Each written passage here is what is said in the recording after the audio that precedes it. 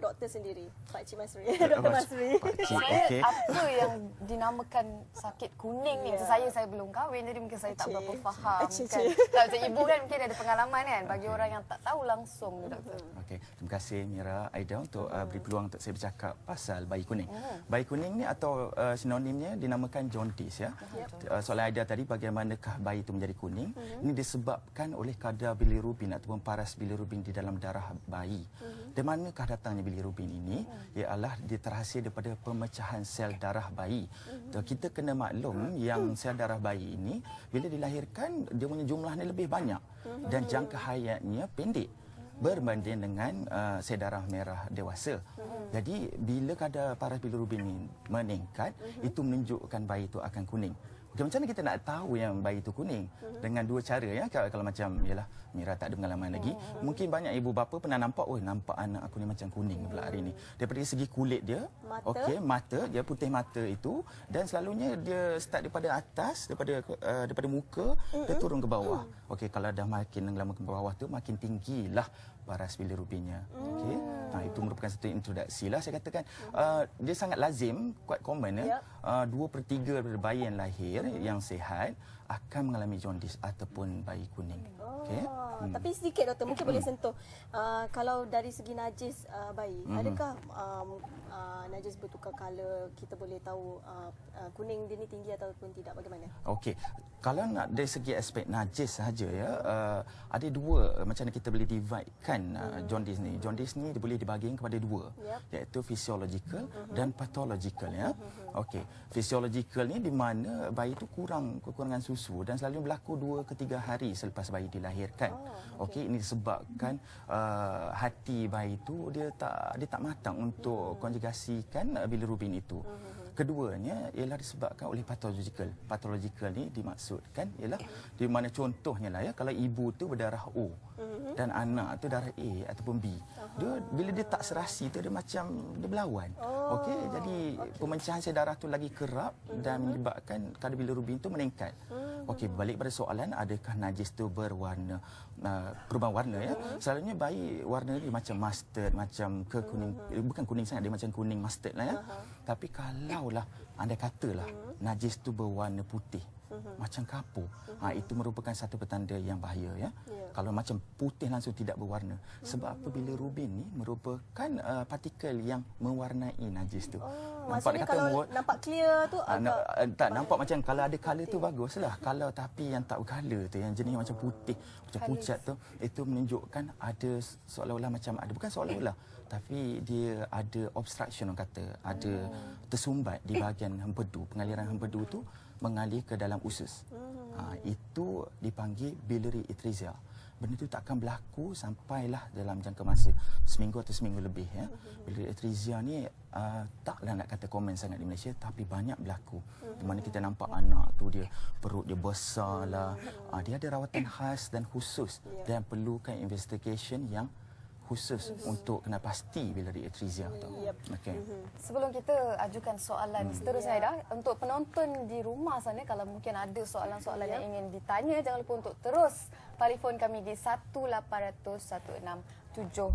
Sebarang soalan yang berkaitan dengan bayi kuning Aida, boleh tanya terus pada doktor. Atau mungkin juga boleh ajukan soalan anda di Facebook kami, Nasi Lemak Kopi OTV 9. Baik, seterusnya. Mungkin saya nak tahulah kan, bayi ni di usia seawal berapa hari dia boleh kena jangkitan kuning ni? Okey. Perkataan jangkitan tu bukan tak wajar diberikan. Actually dalam masa 2-3 hari selepas bayi dilahirkan ya. Ini merupakan saat yang paling penting. Sebab masa tu kan mungkin Aida dah lalui ya. Penyusuan ibu adalah mustahak sekali. Okey. Kita tahu kadar pemecahan sel darah merah berlaku dengan begitu kerap. Jadi kita nakkan anak-anak atau bayi-bayi itu mendapatkan status hidrasi yang baik. Betul. Ya. So jadi penyusuan ibu kepada bayi itu sangat penting ya. Kadang-kadang tu bila ialah Aida sendiri ada suami kan, ialah suami datang gosoklah kat belakang ke kata okey. Okay, you doing good job. Kata bagilah semangat. Bagi semangat. Kita kena bagi semangat ya. Itu tips untuk Mira. Okey. So 2-3 hari itu lalunya. Tapi bila ini semua bergantung kepada orang kata pengalaman ataupun kadang-kadang banyak yang ibu bapa yang pertama kali tak tahu ni jaundice ke tidak. Ya, betul. Tapi kalau macam ragu-ragu, nampak macam kuning, rasa macam anakku kuning pula hari ni ya. Pergilah klinik-klinik kesihatan yang berdekatan atau hospital untuk menjalani saringan ujian darah iaitu dipanggil serum bilirubin. Di mana doktor-doktor akan kenal pasti sama ada bilirubin itu tinggi untuk menerima rawatan ataupun terlampau tinggi untuk mendapatkan rawatan yang berbeza. Okey, itu saya akan sentuh sebentar lagi. Ataupun tak perlu rawatan langsung. Kena ingat ya, tak semua jaundice ataupun bayi kuning ini perlukan rawatan. Ya, betul. Yang paling mustahak ialah kita kena pastikan dia sentiasa ada minum susu. Okay? Itu paling penting. Paling penting. Tak adalah saya nak mengatakan okey tak ada susu lah apalah tu, kita nak replacekan dia dengan susu formula. Saya tak mencadangkan sedemikian. Saya selalu mengatakan kepada ibu-ibu lah, saya katakan teruskan susuan badan. Susu badan ni bukanlah penyebabnya kenapa bayi itu kuning. Itu sangat penting yang saya rasa sangat relevan dalam bahagian ni. Jangan stop. Teruskan dia akan reproduce dan sebagainya. Dia bukan dia akan makin lama makin banyak sebab daripada stimulasi anak tu dia latch on kepada pada ibunya menyebabkan perembesan susu lebih banyak ya. Susu ibu sangat penting tu. Okay. Demam kuning ni sebenarnya susu ibu yang paling penting ya, untuk betul. mengurangkan lagi. Baik. Kita nak tanya apakah komplikasi jaundice ni dan mengapa ia perlu dikenal pasti awal? Okey.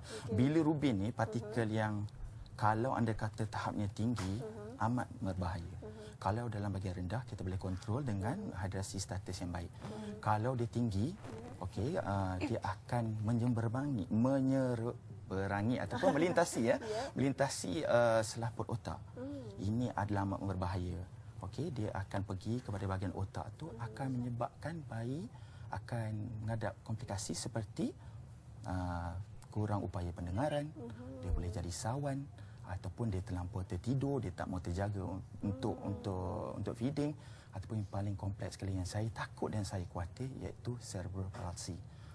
Iaitu masa depan dia akan development dia tak bagus, IQ dia di belakang. Dan ia melibatkan hati juga ke? Kerosakan hati? Kerosakan hati tidak ya. Hati lebih untuk mengawal atur bilirubin itu ya. Tapi lebih yang pentingkan sekali ialah di bahagian otak. Sangat mustahak. Itulah sebabnya saya nak tekankan betapa pentingnya kita untuk melihat adakah baby itu kuning ataupun tidak.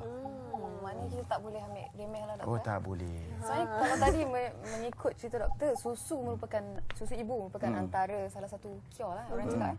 Dan mungkin doktor ada sebarang ataupun perkongsian sebenarnya apa cara-cara yang, sebab sekarang kita dengar jemur bawah matahari lah, kan, pakai baju kuning, atau mungkin doktor boleh terangkan kepada mereka yang mungkin keliru. Adakah benda ini betul? Saya tak tahulah adakah itu satu orang katakan keliru, tapi saya rasa lebih kepada kepercayaan ya. Seperti jemur di waktu pagi ya, orang cakap jemurlah anak tu daripada pukul 8 sampai ke 2. Subhanallah, kata lamanya nak jemur, kita pun sejam bawah matahari pun orang kata dah mengelijat dah. Orang cakap ni orang Perak lah cakap. Okey, dan selalunya di hospital ya, rawatan yang paling utama sekali iaitu dipanggil fototerapi. Fototerapi ni adalah mustahak. Ya, mana terdapat di hospital-hospital yang ada memberikan rawatan fototerapi.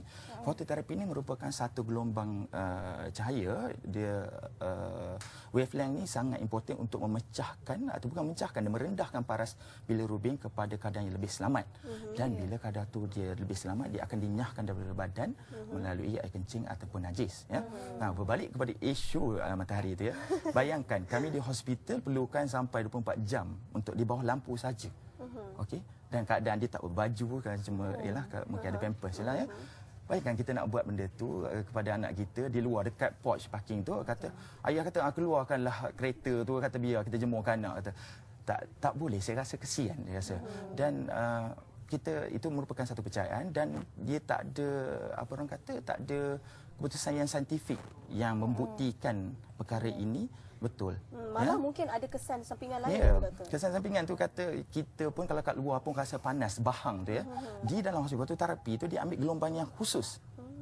Dia tak ambil yang macam, memang ada satu gelombang di dalam cahaya matahari tu, memang ada gelombang itu. Tapi bagaimana pula dengan gelombang-gelombang cahaya matahari yang lain? Saya rasa mungkinlah dia akan rasa panas, akan rasa sunburn. Adakah kita sanggup melalui benda tu untuk bayi kita? Ni baju kuning lagi satu ni. Saya tak tahu lah nak cakap itu terpulanglah. Tapi saya tak nak sentuh bahagian tu terlampau banyak. Saya rasa pakaian baju kuning ke macam cadar kuning ke Tak ada masalah. Tak ada masalah. Saya kata tak tahulah tu. Itu kalau anda kata orang yang suka pakai kuning macam mana tu ya. Dan ada lagi satu isu yang saya suka untuk timbulkan ialah bagaimana pula orang cakap kata kalau minum macam remedy lah, macam contoh macam tak tahulah macam ada ubat ke spesifik untuk kurangkan bayi kuning tu. Sekali lagi saya nyatakan tak ada keputusan saintifik ataupun uji kaji saintifik yang menunjukkan perkara ini boleh mengelakkan ataupun mengurangkan kadar bayi kuning itu. Walaupun dengan memandikan anak tu dengan ada ubat-ubatan. Itu saya first time dengar ni. Rasa tak ada kot. InsyaAllah tak Okey, ada. baik. Terima kasih doktor penjelasan ini. Kita nak tengok juga soalan yang diajukan oleh rakan Facebook kita dari Nurul Huda Muhammad Saleh Amira. Assalamualaikum doktor, berapa bacaan bilirubin yang boleh menyebabkan pertukaran darah berlaku? Fazli Hassan pula bertanya, betulkah faktor darah ibu bapa memain peranan kepada bayi kuning? Okey, waalaikumsalam Untuk Nurul Huda ya. Berapakah bacaan bilirubin ya yang memerlukan rawatan? Bacaan bilirubin tu bergantung bila kita bawa anak-anak kita pergi ke klinik-klinik kesihatan, doktor-doktor akan mengambil darah untuk bilirubin. Dan bila keputusan tu kembali, dia tak ada spesifik keputusan bilirubin untuk mengatakan itu memerlukan fototerapi. Dia lebih kepada bergantung kepada graf. Dia ada spesifik graf di mana dia akan plotkan kepada graf tu akan menyatakan perlu atau tidaknya fototerapi ataupun lebih daripada itu. Itu soalan yang pertama ya. Dia bergantung pada graf dan semua klinik-klinik dan hospital ada graf berkenaan ya. Okey, yang keduanya ialah soalan macam saya terangkan, adakah faktor blood group atau blood group lebih kepada blood group ibu. Kita pernah dengar contohnya rhesus negatif. Okey, rhesus negatif selalunya kita kena berjaga-jaga. Bayi itu dia akan lebih kepada orang kata dia tak serasi dengan anak tu, dia macam nak bergaduh lah pula rasanya kan dengan blood group baby tu. Bukan saja negatif, tapi negatif sekarang ni dah kurang sebab kita ada antidotnya, dipanggil NTD ya. Tapi yang blood group yang tu macam saya nyatakan sebelum ini, iaitu ABO incompatibility. Kalau contoh ibunya O, kalau anak dia AB, kita kena expect lah mungkin dia akan menyebabkan bilirubin tu naik. Itu macam saya terangkan sebelum tadi. Satu perkongsian yang menarik Aida, sebab saya banyak yang saya tak tahu sebenarnya. Mungkin daripada doktor sendiri ada kempen ke daripada doktor Budak? Okey, kempen ya. Kempen daripada Dr. Budak, saya bagi pihak Dr. Budak ingin menyarankan kalau ada apa-apa yang kata kita takut atau khawatir, kita rujuk kepada klinik kesihatan atau hospital. Itu yang paling mustahak sekali ya. Yang keduanya ialah kita boleh layari drbudak.com. Artikel saya akan muat turunkan di website tu. Yang ketiganya ini nasihat daripada saya sendirilah ya. Kita tahu yang pasal jemur tu, yang pasal kuning tu, saya rasa itu terpulanglah, tapi macam saya kata tak ada kaedah saintifik atau ujian saintifik menyatakan berkenaan, tapi kita takutlah juga kata kita tak naklah kata kamu ni pandai-pandai je kata aku dah lama hidup dah, dia kata aku dah tahu dah. So kita kena berhati-hati. Janganlah sampai ibu mertua nanti bergaduh pula dengan kita. Betul lah. Itulah jangan. Mira nasihat untuk Mira lagi sekali ya. Doktor ni. Terima kasih Dr. Majid Muhammad Sama-sama. atas penjelasan lanjut mengenai bayi kuning. Tapi saya paling ingat apa yang doktor kata lepas ini kepada para ibu di luar sana, rajin-rajinlah berikan susu kepada anak anda. Sebab apa? Biasanya ibu-ibu alasan dia anak ni tidur, tak nak kacau anak, tapi kejutkanlah dia setiap 2 jam. Sebab susu ibu tu memberi banyak kebaikan Yap. sebenarnya. Baiklah, Aida, sebenarnya kita nak berehat sebentar. Sekembali nanti kita akan bersama dengan segmen inspirasi yang kami ceritakan tadi tu. Ya, kita berehat seketika.